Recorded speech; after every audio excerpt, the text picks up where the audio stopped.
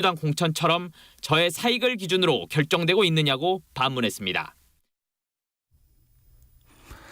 지금까지 KBS 뉴스광장을 1TV와 동시에 들으셨습니다. 지금 시각 6시 15분입니다. KBS.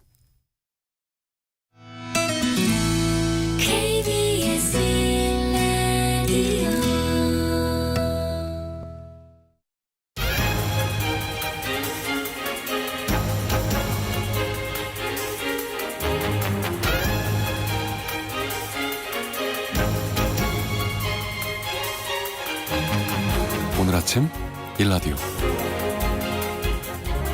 안녕하십니까. 오늘 아침 일라디오 아나운서 오승원입니다. 62,000원이면 대중교통을 무제한 이용할 수 있는 서울시의 기후동행카드가 시범 운영을 시작한 지 한 달이 됐는데요. 판매 초기부터 큰 관심을 받더니 지난 22일까지 46만 6천 장이라는 판매를 기록했다고 합니다. 이제 첫 사용 만료일인 이날까지 이 카드로 얼마나 절약했는지 또 얼마나 장단점이 있는지에 관심이 쏠리고 있는데요. 실제 사용한 교통비보다 약 32,600원 정도 절약한 것으로 분석되고 있습니다. 현재로선 대중교통 이용량이 많을수록 기후동행카드가 유리하다 이런 평가가 나오고 있는데요. 다만 현재 기후동행카드로는 경기도의 광역버스를 이용할 수 없고요. 5월에 국토교통부가 출시할 예정인 K패스와 경기도의 더 경기패스가 나오면 어느 게 나에게 더 유리한지 꼼꼼히 비교해서 선택해야 할 것 같습니다. 교통비가 많이 올랐는데 소비자 입장에선 수도권 대중교통 요금 지원을 두고 정부와 지자체들이 벌이는 정책 경쟁이 일단 반갑긴 합니다. 물론 재정적인 문제도 관심 갖고 살펴봐야 할 대목이겠지만 말이죠. 또 오늘부터는요, 청년의 대중교통 요금 부담을 더 덜어주기 위해 5만 원대로 더 할인된 가격이 적용된다고 하니까요. 대중교통 이용이 많은 청년들에게는 도움이 꽤 될 것 같죠? 2월 26일 월요일 오늘 아침 일라디오 출발합니다.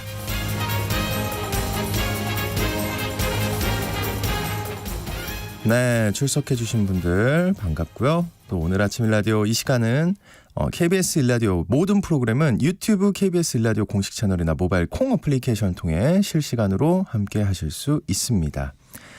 자, 매주 월요일입니다. 이번 주 농작업 정보 시간 준비되어 있고요. 건강의료 처방전 시간에는 미국에서 중국의 바이오 산업을 규제한다고 하는데 미국에서 중국의 바이오 산업을 규제해요. 이게 어떤 얘기인지 살펴보겠고요. 또 하나의 세상 IT 시간에는요. 알뜰폰으로 환승하는 소비자들이 늘고 있는데요. 왜 그러는 건지 살펴보겠습니다.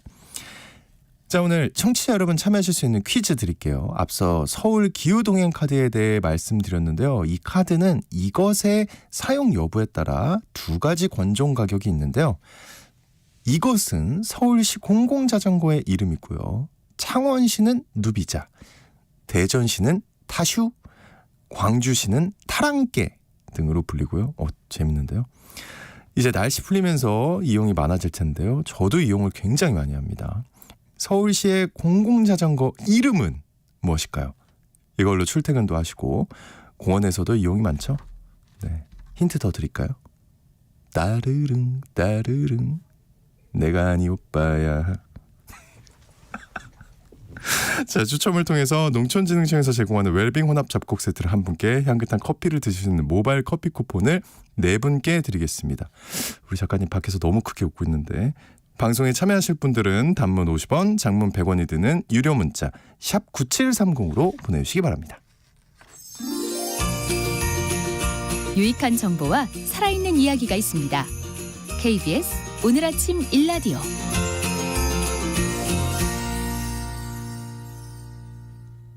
한 주간 농가에서 알아둬야 할 주요 농작업 정보를 전하는 시간입니다. 예전에는 6월이 돼야 먹을 수 있었던 수박과 참외가 시설 재배 기술이 발전하면서 3월부터 제철이 돼가고 있습니다.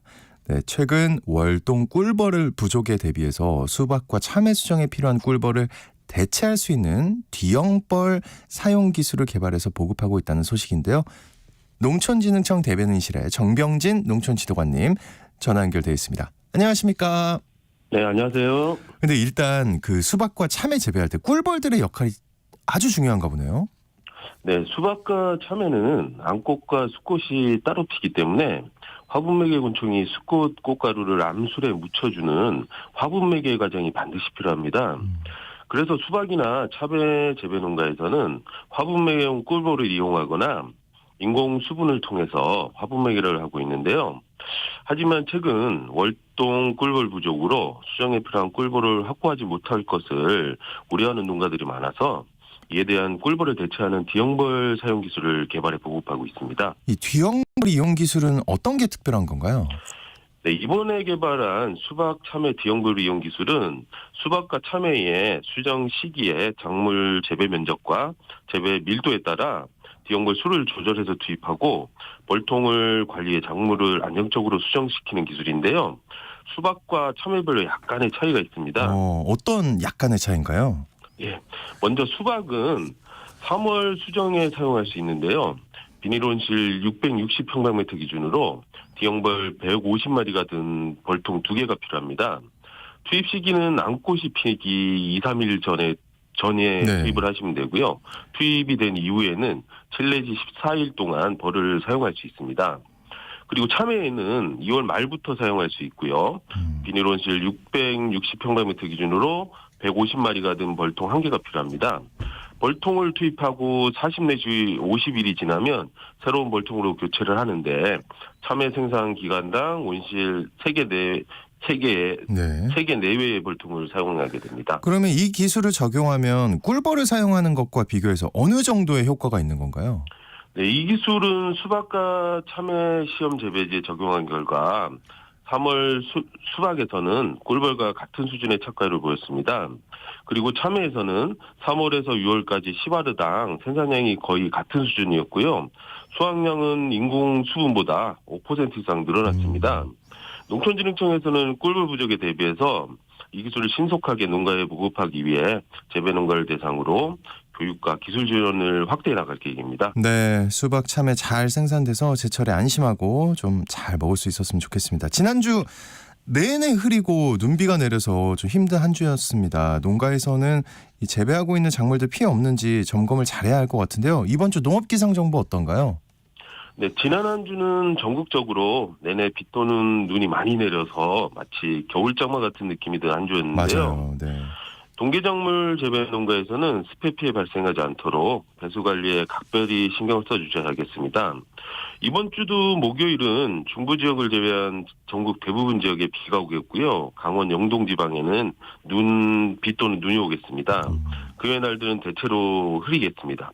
기온은 아침이 영하 3도에서 7도, 낮 기온은 4도에서 13도로 평년과 비슷하겠지만 주말부터는 또 추워질 것으로 예상이 되고 있어 이에 대한 대비도 필요하겠습니다. 주말부터 추워진다고요. 알겠습니다. 네네. 농작물 관리는 물론 건강 관리 특히 잘해주셔야겠습니다. 자, 이번 주 농가에서 실천해야 할 주요 농작업 정보 알아보겠습니다. 먼저 벼농사인데요. 어떤 준비해야 할까요? 예, 먼저 벼 종자 확보가 제대로 되어 있는지 확인해 주시기 바랍니다. 보급종 종자를 확보하지 못한 농가에서는 건전한 자가체종 종자나 농가 간 자율교환한 종자를 확보해서 탈망 작업을 실시한 후에 시군 농업기술센터에서 종자 활력 검사도 받은 후에 종자로 사용하셔야겠습니다. 그리고 보급종 종자를 신청하신 농가에서는 3월 31일까지 지역농업을 통해서 종자를 공급하고 있습니다.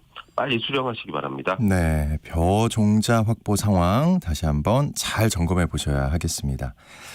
자, 그리고 이제 밭에서 재배하고 있는 밀, 보리, 마늘, 양파 이런 동계작물 생육 상황 점검도 필요하다고요?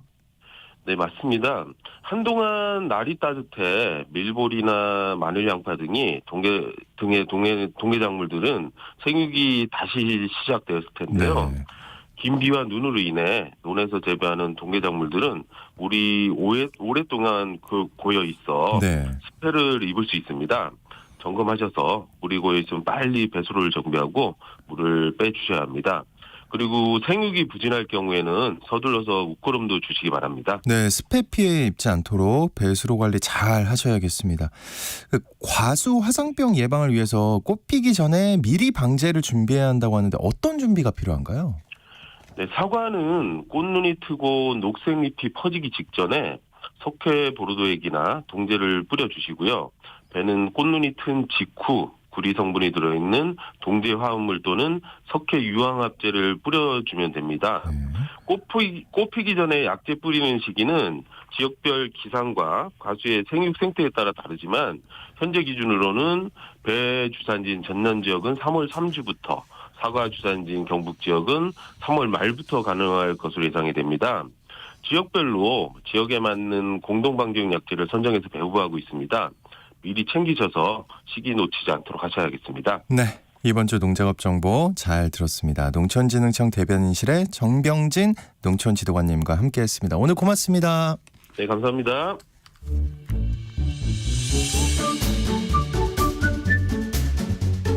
아침을 여는 기분 좋은 습관. KBS 오늘 아침 1라디오.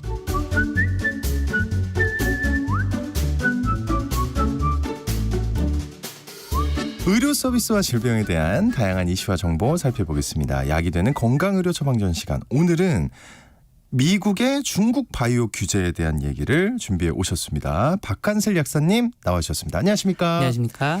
오늘 굉장히 저는 개인적으로 놀라운데요. 미국에서 왜 중국 바이오 산업을 규제하고 이게 어떤 소식이고 또 준비하신 이유가 있을 것 같아요. 네, 이제 평소에는 제가 약이 어떻게 작용되는지에 대한 얘기를 많이 드렸던 것 네. 같아요. 근데 우리 방송을 평소에 귀 기울여서 들으신 청취자분들이라면 제가 신약에 대한 얘기를 참 많이 했던 걸 기억을 하실 겁니다. 이제 병을 앓는 환자의 입장에서는 새 신약이 나오는 게 정말 중요한 얘기이기도 한데 문제는 이런 신약이 하늘에서 갑자기 뚝 떨어지는 게 아니거든요. 그래서 제약회사들이 정말 막대한 돈을 쏟아부어야지 이제 겨우 나오는 것이라고 할 수가 있는데 저 오랜 기간 네. 또. 그래서 좀 이런 측면에서 산업에 대한 이해도 일정 부분 필요한데요. 특히나 이제 중국 바이오에 대한 규제가 우리나라 산업에도 영향을 미치기 때문에 좀 교양 수준에서도 같이 알아두시면 좋을 것 같아서 준비를 해봤습니다. 중국 바이오 산업 규제가 우리한테도 영향을 끼친다고요? 네. 그래서 이제 간략하게 설명을 좀 드리면 네. 이번에 미국에서 중국 바이오 산업을 규제한다는 게 이제 지난 1월쯤에 이제 새로 법안이 발의가 됐습니다. 물론 아직 이제 통과가 된 건 아니고요. 이제 영어로는 바이오 시큐어 액트, 그러니까 우리나라 말로는 바이오 안보법 정도라고 표현을 할 수가 있을 것 같아요. 근데 이제 바이오랑 안보랑 하면 좀 약간 어색한 느낌이죠. 네. 근데도 일단 이런 살벌한 안보법이라 이런 붙은 법안이 나왔는데 여기도 나름 사정은 있습니다. 정말로 군사적인 이유를 들고 있거든요. 그래서 오승환 생각에서는 이게 막 어떤 관련이 있으신 것 같아요? 군사 하나밖에 안 떠올라요. 네. 생화학 무기. 네. 정말 그런 그렇죠. 정말 무시무시한 얘기도 나오는데 일단 지금 당장 발의된 법안에서는 어떤 걸 짚고 있냐면요. 이제 중국 바이오 회사들이 미국 사람들의 유전 정보를 빼가는 게 아니냐. 뭐 이런 얘기들이 나오고 있어서 네. 이제 좀 규제를 한다는 건데 좀 배경을 좀 설명을 드릴게요. 이게 요즘 AI에 대한 얘기가 정말 많이 나오고 있지 않습니까? 네. 그러면서 동시에 가치가 굉장히 급격하게 올라간 게 데이터입니다. 왜냐하면 이제 AI가 아무리 좋더라도 어떤 종류의 좀 양질의 독점적인 데이터를 쓰냐라는 게 중요한 건데 이게 양질의 데이터를 확보하지 못하면 이제 뭘 할 수가 없잖아요. 근데 그 중에서도 특히나 좀 얻기 힘든 데이터 중에 하나가 유전자 데이터입니다. 그렇겠죠? 네. 이게 우리가 의료 정보만 하더라도 뭐 그냥 뭐 감기 걸렸다 그래서 약 받았다 이 정도야 뭐 어떻게 알 수도 있다고 네, 하지만 네. 사실은 이게 기본적으로 굉장히 민감한 개인 정보잖아요. 좀 뭐 예를 들어서 뭐 어디 수술을 했다 아니면 무슨 좀 사회적인 낙인이 될 수 있는 질병을 알았다. 예를 들면 에이즈라든지 이런 것들 이런 것들이 밝혀지면 안 되기 때문에 굉장히 철저하게 관리가 되는데 이거보다도 더 심한 게 유전 정보죠. 유전자는 내가 바꿀 수도 없고 네. 그러니까 예를 들어 김땡땡이 어디 병원 가서 무슨 치료를 받았다는 내가 개명을 한다든지 이렇게 회피할 수가 있는데 유전자는 그게 안 되잖아요. 네. 그런데 이거를 이제 내 질병 정보나 미래의 어떤 병이 생길 수 있다든지 아니 어디에 취약한지 내 가족이 누군지 알 수 있는 이런 정보를 빼돌려 갔다. 그래서 이걸 규제한다는 거죠. 근데요. 일단 중국에서 미국 시민들의 유전자 정보를 어떻게 빼가는 거예요? 이게 해킹인가요? 이거 뭔가요? 이게 참 악랄한 게요. 그 코로나19 검사를 악용했다라는 게 이제 미국 정부의 판단입니다. 무슨 말이냐면 중국에 이제 BGI라고 하는 이제 유전자 정보 회사가 있습니다. 유전자 연구를 하는 회사인데 여기서 전 세계의 코로나19 그런 검사 기관을 열어놨어요. 그러면 당연히 사람들이 가서 검사를 하겠죠. 네. 근데 이때 사실은 코 쑤시고 이렇게 하면은 그때 이제 코 안에 있는 세포들도 같이 나오니까 그걸 가지고 이제 유전자를 몰래 이렇게 데이터베이스화해서 중국으로 빼돌렸다. 이런 얘기가 나오고 사실은 이 BGI라는 회사가 이제 보통 이제 임신해서 지금 출산을 앞두고 있다든지 이런 준비하시는 분들은 그 다운 증후군을 산전 검사하는 니프티 검사라는 게 있습니다. 네. 그거를 여기가 만든 회사예요. 그러니까 어쩌면 전 세계 산모들의 유전 정보를 막 빼돌리고 있는 거 아니냐. 그래서 이런 보도가 이미 2021년에 나왔을 정도이기 때문에 만약에 이제 이거를 정보를 잘 가지고 있다면 미국 정부 생각하기 이런 거예요. 만약에 이런 생화학 병기 같은 거 아까 말씀하신 그런 걸 만들 때 사용할 수 있지 않겠냐. 예를 들어서 어떤 사람은 유전적으로 이런 질병에 좀 취약하다. 그러면은 이 지역에는 이런 질병을 뿌리고 세상에. 막 그런 게 가능할 수 있지 않겠냐. 무섭긴 이런. 한데 네. 가능할 것 같네요. 네. 예. 정말로 요즘은 기술이 계속 발전하고 있는 상황이기 때문에 그다음에 뭐 이제 아예 식품 같은데 그럴 수도 있다라는 얘기도 하고 있고 그러니까 어떤 식품에 대해서 더 취약할 수 있는 사람들이 있을 수 있으니 정말 다양한 응용 방식으로 괴롭힐 수가 있기 때문에 악의만 있으면 하고 있는데 그렇게 보면 사실 이 BGI라는 회사 자체를 규제한다. 요거는 뭐 납득이 갈 수도 있죠. 네. 근데 여기에 하나 더 다른 회사를 콕 집어서 얘기를 했다는 게 문제입니다. 이제 BGI 말고요. 네, 예. 이제 우시 바이오로직스라는 회사인데요. 예. 아마도 처음 들어보시는 분들이 많으실 것 같아서 간략하게만 설명을 드리면 네. 여기가 세계 3대 바이오약품 위탁 생산 회사입니다. 근데 지금 얘기 듣다가 네. 그냥 지금 느낀 건데요. 중국이 굉장히 큰 회사를 많이 갖고 있는 네. 건가요? 이 BGI라는 회사도 그렇고 네. 이제 우시 바이오로직스라는 회사도 그렇고 중국이 사실 그 바이오 분야에서는 굉장히 잘 나가고 있습니다. 이제 강국이에요. 그런 예. 이유가 조금 간략하게 있는데요. 네. 그 이제 좀 민감한 얘기일 수는 있지만 이제 위구르나 이런 지역 이제 신장 위구르 지역이나 이런 데도 그렇고 중국이 이제 범죄자들에 대해서도 좀 임상시험 같은 걸 좀 강제로 한다든지 이런 네네네. 의혹들이 계속 나오고 있어서 의혹이죠. 네, 그죠? 의혹입니다. 예, 예. 그래서 그런 것들도 이번 법안에 좀 영향을 미친 것도 많은데 이런 게 왜 문제가 되냐면요. 그 제가 얼마 전에 소개해드렸던 치매 치료제라든지 기존에는 치료하지 못하던 그런 다양한 병에 대한 약들이 있잖아요. 네네. 이런 게 대부분 바이오 약품이거든요. 왜 그러냐면 먹는 약은 그 사실 한계가 좀 있습니다. 그런데 우리가 생명보건 기술로 만들어낸 바이오 약품은 여러 방식으로 기존에는 못하던 방식의 그런 약 작용을 할 수가 있기 때문에 앞으로도 계속 커질 거예요. 그 시장은. 그런데 이게 환자 입장에는 또 단점이 있는 게 이제 먹지 못하고 무조건 주사로 맞아야 된다. 이런 한계는 좀 있지만 네네. 어쨌든 굉장히 중요한 기술이고 또 여기가 이제 만드는데 굉장히 까다로운 점이 있습니다. 왜냐하면 이제 공장에서 그냥 뭐 우리가 식품 공장 같은 데서도 막 반도체 옷 같은 거 입고 방진복 이렇게 엄청 성결하게 하잖아요. 그런데 단백질을 직접 만들어내는 건 얼마나 더 그렇게 해야겠어요. 그래서 예민하겠죠. 예. 생산 시설에 대한 그런 규제도 수준이 굉장히 높고 그다음에 기술도 굉장히 많이 요구되는 상황이기 때문에 이거를 세계에서 제일 잘하는 곳 중에 하나가 이제 우시 바이오로직스라는 곳인데 이거를 갑자기 규제를 한다. 이런 얘기를 뚝 나온 거죠. 그러니까 굉장히 큰 회사인 것 같고요. 또 세계적으로 같이 협업하는 곳이 많을 것 같아요. 그 회사랑. 근데 여기를 규제해버리면은 잘은 모르겠지만 문제가 많이 생기지 않을까요? 맞습니다. 네. 그래서 이게 규제의 논리는 어느 정도 있긴 한데요. 이제 우시 바이오로직스라는 회사의 모 회사가 중국의 국방부랑 뭘 같이 연구를 하더라. 네, 그런 이제 그건 핑계는 있습니다. 근데 네. 좀 약간 이상하잖아요. 예. 그래서 이제 업계의 전문가들이나 이제 다른 사람들이 생각하는 거는 이게 사실은 좀 기시감이 있는 일이다. 이제 예전에 데자뷰다. 왜 그러냐면 어떤 일에 대잡은 거죠? 우리가 예. 2018년부터 이제 중국이 계속 미국이랑 무역 분쟁을 겪고 있지 않습니까? 네. 그러다가 2020년부터는 화웨이를 규제를 했죠. 예. IT 기업. 예. 이제 그러면서 이제 전 세계 스마트폰에서 한 20% 정도를 화웨이가 이제 하다가 지금은 한 4%, 5% 이렇게 쪼그라들었거든요. 그러니까 그때도 사실은 IT 같은 굉장히 고부가 가치 산업에서 중국이 치고 올라오니까 이걸 규제해서 무너뜨리는 핑계로 그런 걸 삼았던 게 아니냐라는 얘기가 많이 나왔잖아요. 그러더니 지금은 작년부터는 이제 중국에 반도체를 수출하지 마라. 그렇죠. 예. 네. 그런 식으로 중국의 첨단 반도체도 못 팔게 할 정도로 이제 IT 산업에 씨를 말리겠다라는 이 정도의 의지를 보이고 있는데 이게 바이오도 사실은 굉장히 유망 산업이잖아요. 그렇죠. 이미 이제 전 세계에서 의약품 시장이 이제 5천억 달러, 우리나라 돈으로 한 660조 원 정도는 되거든요. 예. 굉장히 큰 시장이기 그러네요. 때문에 네.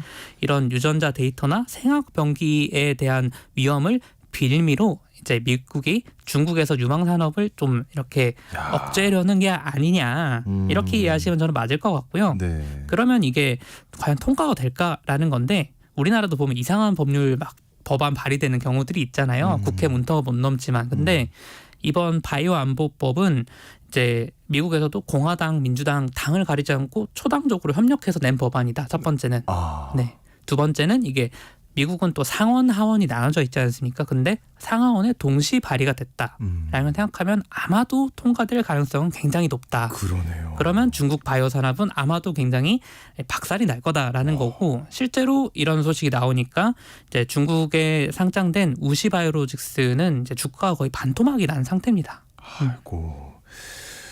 근데 이게 미국과 중국의 싸움 분명히 우리한테도 영향이 있을 거잖아요. 그죠? 사실 전기차나 반도체 규제법 나왔을 때도 우리가 굉장히 타격을 받았잖아요. 비슷하지 않을까요? 네, 우리나라에는 근데 반대로 조금 좋은 일이라고는 할 수가 있습니다. 그래요? 예. 왜냐하면 이제 우시바이오로직스가 세계 3대 바이오 의약품 위탁 생산 업체 중에 하나다 이렇게 말씀을 드렸는데 사실 나머지 두 곳이 어디냐가 더 중요한 거거든요. 그래서 세계에서 가장 큰 곳은 스위스에 있는 론자라는 회사입니다. 자, 아마 처음 들어보셨을 건데 네. 그런 회사가 있습니다. 네. 론자. 그런데 나머지 두 번째 회사가 바로 우리나라에 있는 삼성바이오로직스예요. 그러니까 사실은 중국과 우리나라가 그 바이오약품 시장에서는 경쟁을 하고 있는 관계라고 이해하시면 되고 네. 그래서 미국이 만약에 중국 바이오에 대한 규제를 굉장히 강하게 한다라고 하면 우리는 좀 반사이익을 받을 수 있는 상황이 되는 거죠. 혹은 뭐 유럽이나 뭐 일본 같은 좀 이제 미국의 동맹국 같은 이런 곳이라고 할 수가 있겠죠. 그래서 지금은 우시바이오로직스만 콕 집어서 좀 규제를 한다고는 하지만 이제 이것도 일종의 명분을 좀 찾아내서 그냥 때린 거니까 그러면 나중에 다른 업체, 중국의 다른 업체가 또 커지면 거기도 똑같이 할 거란 말이죠. 그러면 이제 바이오약품이 아까 제조하는 게 굉장히 까다롭다고 네. 말씀을 드렸어요. 그래서 생산업체를 한번 정하면 다른 곳으로 바꾸기가 오히려 좀 어렵습니다. 왜냐하면 여기서 다 세팅을 해놨기 때문에. 그러면 만약에 중국의 다른 업체로 넘어가더라도 여기 또 규제되네? 그럼 또 옮기고 이렇게 한다는 걸 당연히 제약회사들도 아는 거예요. 그러면 위탁 생산을 맡겨도 차라리 좀 장기적으로 할 수 있는 유럽이 됐든 아니면 우리나라가 됐든 이렇게 좀 중국 회사보다는 훨씬 유리한 점이 있다. 그래서 만약에 저런 규제가 정말 현실화가 된다면 우리나라 제약회사들에는 참 좋은 소식이라고 할 수가 있고 네. 우리도 이제 바이오약품 영역에서는 굉장히 세계에서 좀 패권을 잡을 수 있지 않을까. 우리나라 반도체가 그랬듯이 이런 전망도 조금 드릴 수 있는데 이게 사실은 약을 쓰는 환자한테는 또 별로 좋지 않은 일일 수가 있다는 게 문제입니다. 왜죠? 그게 예. 이해가 안 되는데요. 그게 우리나라 좋아야 되는데. 우리나라 제약 산업이 발달하는 건 당연히 좋은 일이긴 한데요. 이제 방송 초입에도 제가 말씀을 드렸던 것처럼 우리가 바라지 않는 신약이라는 거는 이제 하늘에서 뚝 떨어진 게 아니고 자본력을 갖춘 다국적 제약회사들이 꼭 필요합니다. 그런데 이런 자본력을 갖추려면 사실은 생산 단가를 낮춰서 내가 이익을 축적하는 과정이 필요하잖아요. 그런데 그렇죠. 중국에서 이 큰 위탁 생산 업체가 망해버리면 당연히 단가가 올라가겠죠. 다른 나라 회사들은 그럼 우리 좀 더 줘라 이렇게 할 수 있으니까 그러면 이제 아무래도 그런 신약 개발에 투자할 수 있는 역량은 좀 줄어들 수밖에 없다라는 게 현실적인 거고 이제 특히나 이제 우시바이오로직스라는 곳의 특징이 있는데요. 네. 우리나라 이제 삼성바이오로직스는 약간 이제 소품종 다량 생산. 그러니까 적은 뭐 가짓수를 많이 만드는 이런 걸 많이 하시는 쪽인데 우시바이오로직스는요.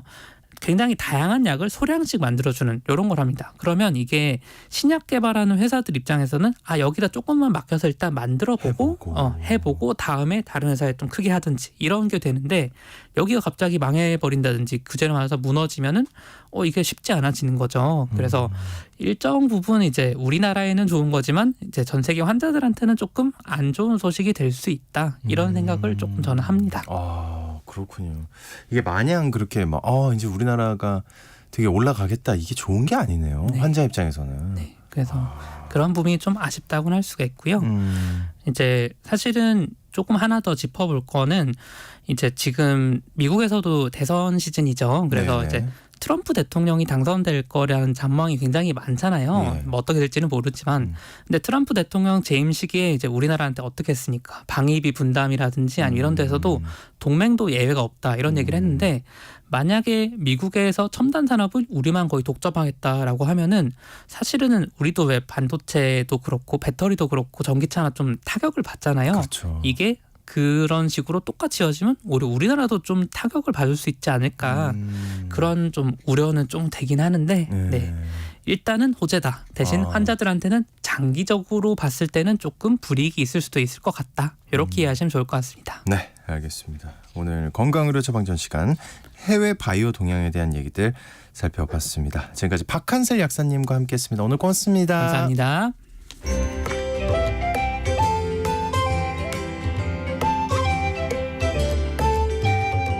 상쾌한 하루의 시작. KBS 오늘 아침 일라디오. 우리가 반드시 알아야 할 또 하나의 세상 IT 시간입니다. 오늘은 최근 알뜰폰으로 환승이 늘고 있다고 하는데 자세한 동향 살펴보겠습니다. 히든브레인 연구소 송태민 소장님 나와주셨습니다. 안녕하십니까? 네, 안녕하세요. 지난달에 소장님이 올해는 인공지능 스마트폰이 대세가 될 거다 이러셨는데, 스마트폰은 알겠는데 이에 맞춰서 통신사도 다양화가 되고 있나요? 네, 일단은 뭐 요금제도 엄청나게 많아질 것 같고요. 네. 일단은 제가 자료조사를 해보니까 6개월 전에 제가 여기서 얘기를 했었더라고요. 이제 요금제에 대해서 약 50여 종이 현재 있다라고 해서 뭐 시니어, 뭐 청년, 뭐 주니어 등등 다 세분화해서 하는데, 이런 이유 자체는 사실 뭐 인공지능도 그러니까 개개인화에 맞춰서 뭔가 서비스가 이루어지잖아요. 이런 것처럼 통신사들도 역시 마찬가지고, 그렇게 된 이유는 사실 최대한 통신사는 돈, 한마디로 요금을 많이 받아야 되기 때문에 네. 아무 무자비하게 그냥 큰 뭐 비싼 요금제, 저렴한 요금제 이렇게 만들 수가 없잖아요. 그래서 개개인에 맞춰야지만 좀 더 많은 사람들이 자기에 맞게 요금제를 선택하고 그다음에 그래야지 수익이 더 커지지 않을까라고 생각이 좀 들기도 합니다. 그렇죠. 역시 인공지능도 정말 다양하게 나오기도 하고 네. 대부분은 개인화가 중심이잖아요, 그렇죠? 요금제도 이런 흐름을 따라가는 거네요, 당연히. 네, 맞아요. 네, 그래서 네. 아무래도 경쟁적인 이런 시장 환경 자체가 이 요금제의 다양성을 약간 촉진하는 게 아닐까라고 생각이 좀 들기도 하고요. 그다음에 통신사들은 어쨌든 고객 유치를 하기 위해서 마케팅 전략이라든지 뭐 할인 혜택 등 다양한 것들이 굉장히 이제 많은 것 같아요. 그래서 어떤 걸 선택해야 될지 굉장히 좀 머리가 아픈 이런 상황이 좀 될 것 같은데, 과연 이제 많은 요금제가 출시된다면은 소비자들은 가장 어떤 최적의 선택을 할 수 있을까? 사실 이거는 제일 좋은 거는 자신의 요구와 용도를 정확하게 파악하는 거예요. 그래서 네.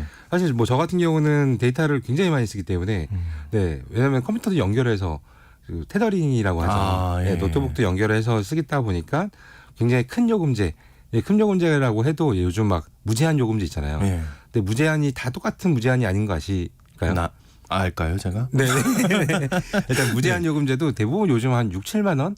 근데 요금제가 넘어가면 대부분 무제한 무제한이에요? 요금제거든요. 네. 근데 이 무제한도 이제 말이 무제한인데, 예를 들어서 한 달에 뭐 100기가까지 50기가까지 쓴 다음에 그 다음부터는 속도 제한이 있다라는 부분들이 좀 많아요. 근데 저는 쓰다 보니까 한 달에 한 100기가 정도 쓰더라고요. 이 정도면은 일반 사람이 아마 불가능할 거예요. 저는 이제 컴퓨터, 노트북이랑 연결하기 때문에 아마 소비량이 좀 커지지 않았나. 근데 막 요즘은 어디든 와이파이가 잘 돼 있는데도 네. 테더링을 많이 쓰시나 봐요. 네, 저는 그 물어보는 게 싫어서 네, 그냥 제 핸드폰으로 연결해서 그냥 바로바로 그냥 쓰는 편이 좀 될 것 같아요. 그렇군요. 근데 이제 우리 오늘 주제기도 하잖아요. 네네네. 이제 기존 이동통신 3사에 비해서 알뜰폰 많이 선택한다고 저도 이제 어떤 그 제가 활동하는 게시판이나 이런 데서 네네. 많이 봤는데, 이 선택하는 이유들이 있을까요? 네, 우선 조금 전에 요금제 얘기했잖아요. 요금제도 사실 이 일반 통신 3사에 비해서 알뜰폰에 있는 요금제가 종류가 더 많아요. 더 많다 보니까 한마디로 더 세분화해서 최저가를 더 많이 해놨다라는 부분도 있을 것 같고요. 이렇다 보면은 개개인마다 나는 이 정도의 요금만 내면은 이 정도 혜택, 내가 딱 원하는 혜택을 받을 수 있어라는 부분이 있어요. 한마디로 이 저렴한 요금제에 맞는 나만의 최저가돼 있다라는 이런 부분이 좀 있을 것 같고요.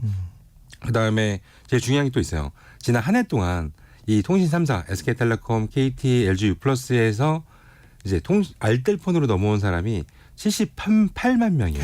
78만이요? 네. 되게 많은 숫자 아닙니까? 엄청 큰 거죠. 네네. 그래서 점차 이제 알뜰폰이 2020년부터 사람들이 이제 급증하기 시작했는데 지금이 점점 더 커져서 78만 명. 현재 이제 SK텔레콤이 제일 많이 빠졌는데 30만 정도 나오게 됐고 LG U+에서는 25만, KT에서는 22만 정도로 계속 넘어오고 있다라고 보면 될 것 같은데 사실 중요한 게 좀 전에 얘기했던 이 금액이 저렴한 거. 네. 그거 말고도 이제 앞으로는 더 많아질 거기 때문에 이렇게 많이 넘어오지 않았을까라고 생각이 드는데요. 이유는 뭐냐면은 이제 알뜰폰 이용자의 평균 만족도예요.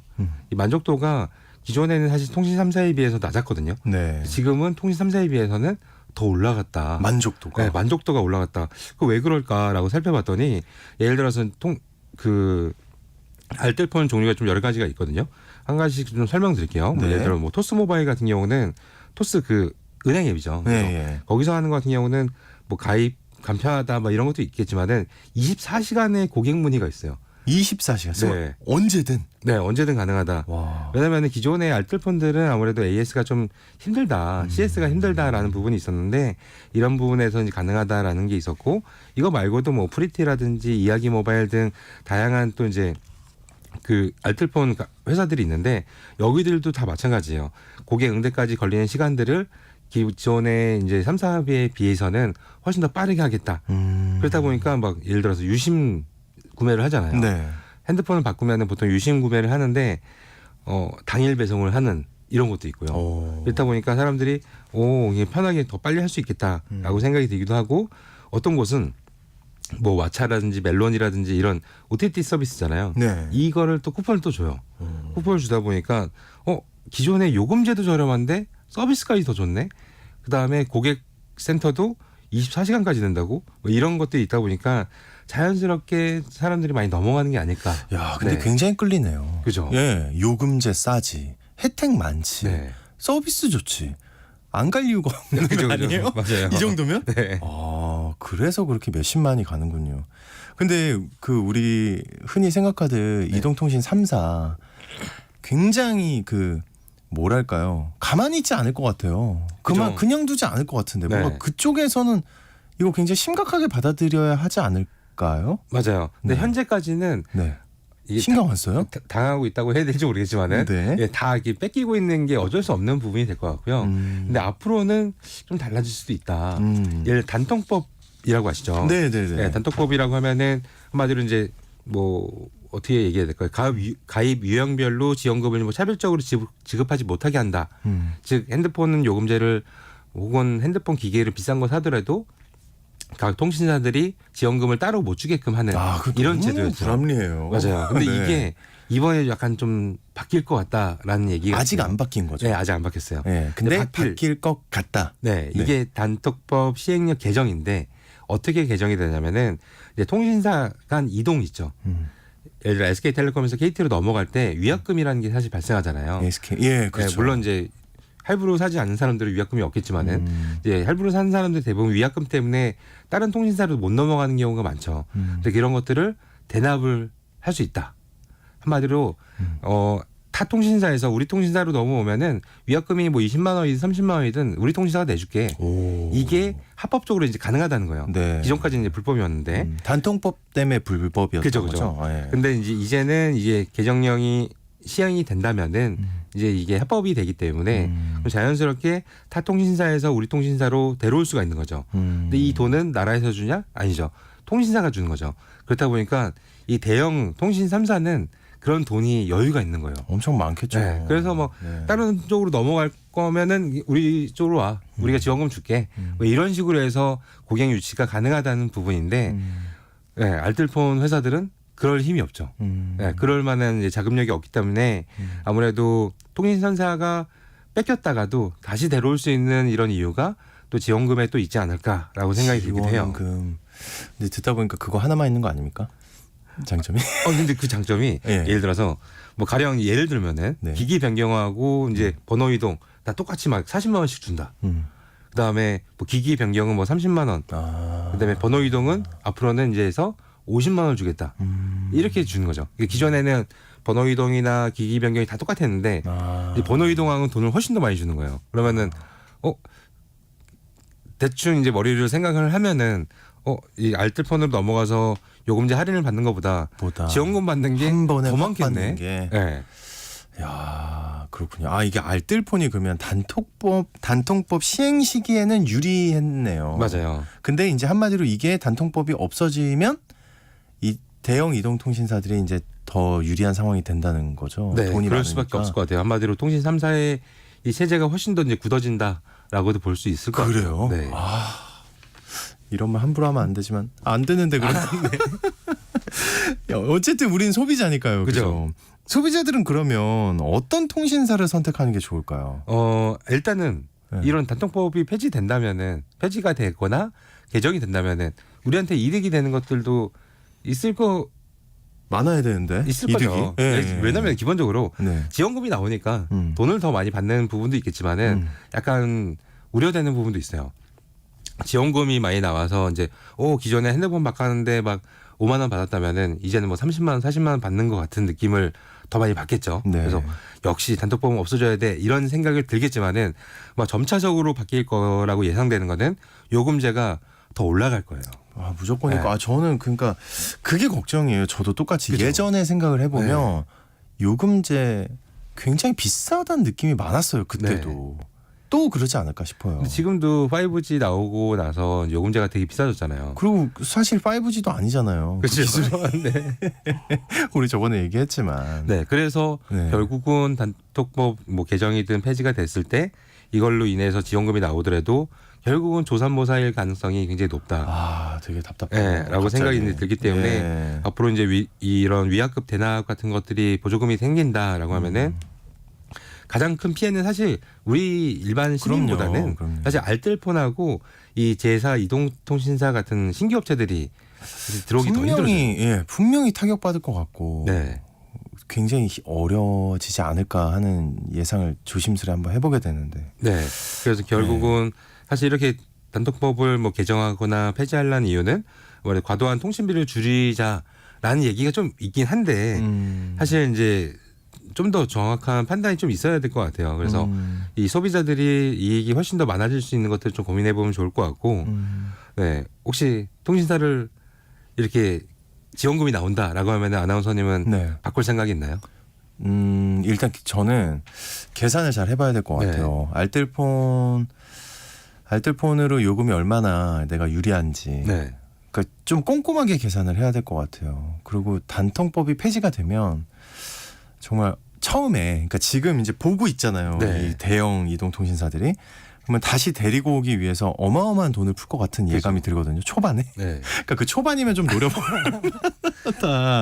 근데 그게 네. 저는 알뜰폰 넘어간 사람들을 데려오는 것보다는 타 통신사에 있는 사람들을 데려갈 때 이 지원금이 훨씬 더 클 것 같아요. 그래요. 네. 알뜰폰 그냥. 왜냐면 알뜰폰은 다시 데려올 만한 지원금이 현금 보유 양이 좀 적다 보니까 아무래도 이제 타 통신사에서 데려오는 게 훨씬 더 셀 거라 해서 저는 이제 알뜰폰으로 넘어가는 것도 뭐 결과적으로는 자기가 돈 내는 지불하는 거는 적기 때문에 현명한 선택이라고 저는 생각을 하고 저 개인적으로는 어떻게 하실 거예요?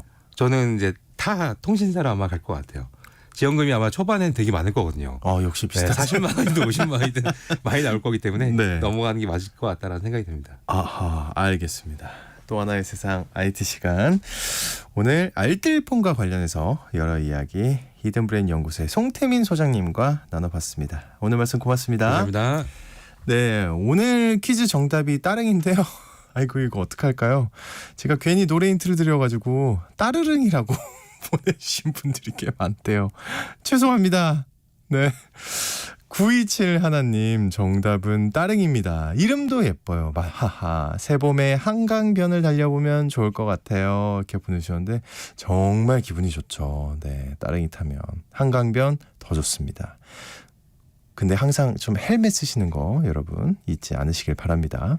0302님 정답 보내주셨고요. 9723님도 보내주셨고 2055님 정답 따릉입니다. 늘 잘 듣고 있습니다 하고 보내주셨습니다. 여러분 모두 고맙고요. 중복 당첨 여부 확인 후에 홈페이지에 당첨자 올려놓겠습니다. 그리고 정실님이 정말 타슈 타랑깨도 있어요? 이렇게 보내주셨는데요. 저도 놀랐습니다. 이름 너무 예쁘죠? 그리고 좀 뭔가 그 친근한 느낌? 네, 이런 게 드네요. 하여튼 여러분 오늘 당첨자 확인 잘 해주시고요.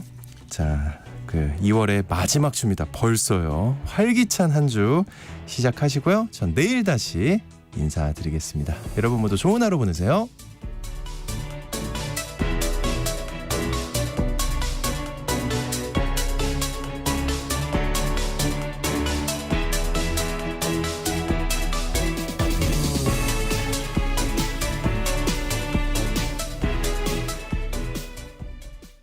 여보, 올해 공익직불금 신청이 2월 1일부터 4월 30일까지래요. 2월 1일부터 2월 29일까지는 지난해와 변동사항이 없는 농업인을 대상으로 휴대폰으로 신청하도록 문자가 온다고 하네요.